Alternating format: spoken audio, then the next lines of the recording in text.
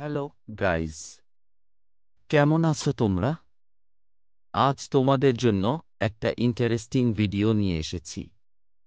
আজ তোমাদেরকে বলবো সেই সব মেয়েদের কথা যারা নবিতাকে পছন্দ করত বা এক কথায় ক্রাশ খেয়েছিল, তাদের কথা আজকে বলবো। আসলে আমি শিজুকাকে বাদ দিয়েছি, কারণ আপনারা তো জানেনই। আরেকটা কথা, আমি আমার ইচ্ছামতো র্যাঙ্কিং করেছি, তাই আর হার্ট হওয়ার প্রয়োজন নাই। Number ৫, claim. Claim Doraemon movie adventures of কোয়া কোয়া প্ল্যানেটের একটি ক্যারেক্টার, যে নোবিতাকে পছন্দ করত কারণ নোবিতা আর ডোরেমন ওদের অনেক হেল্প করেছিল, আর তাদের প্ল্যানেটকেও ওরা বাঁচায়। নাম্বার ৪, লিলিন। ডোরেমনের একটা এপিসোডে যার মধ্যে ওরা অচেনা একটা গ্রহে চলে যায়, কিন্তু ওই প্ল্যানেটের মধ্যে ওরা পাওয়ারফুল থাকার জন্য ওই গ্রহের মানুষদের অনেক হেল্প করে, আর ওই প্ল্যানেটের একটা মেয়ে মানে লিলিন নোবিতার উপরে ক্রাশ খেয়ে যায়। আর শেষে ওরা অনিচ্ছাকৃতভাবেই ওদের প্ল্যানেট মানে পৃথিবীতে চলে আসে। নাম্বার ৩, লুলি।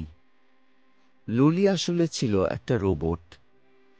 লুলি নোবিতাকে মারার জন্য ফিউচার থেকে প্রেজেন্টে আসে, কিন্তু কি বলবো ভাই, ওই তো নোবিতার প্রেমেই পড়ে যায়, আর শেষে ওকে বাঁচাতে গিয়ে নিজেকেই মেরে ফেলে।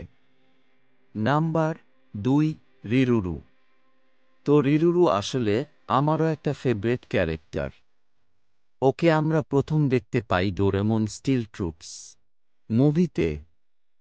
আপনারা তো জানেনই যে ওই একটা রোবট ছিল এবং ওকে পৃথিবীতে পাঠানো হয়েছিল।